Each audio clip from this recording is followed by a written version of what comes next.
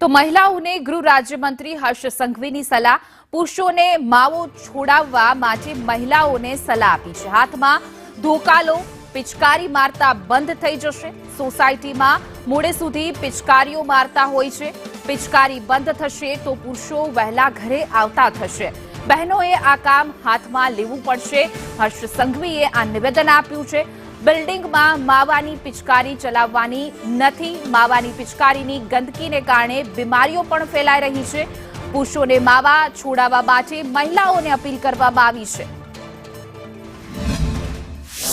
Society નીચે આ ભાઈઓ બેઠા બેઠા મોડી રાત સુધી દો પિચકારીના કંઈક ને કંઈક થૂક હોય તો એને શું કરવાનું? બધાએ ભેગા થઈને એક ધોકો લઈને નીકળશો તો આમાંના એક બી વ્યક્તિ સોસાયટીની નીચે માવો થૂકવાની હિંમત કરશે? બંધ તો કરાવી લેશે, એ તો ધોકા પડે એટલે ભલભલા બંધ કરી લે। આમાં કોઈના મોઢામાં હમણાં માવો હોય તો છુપાઈ જજો ભાઈ।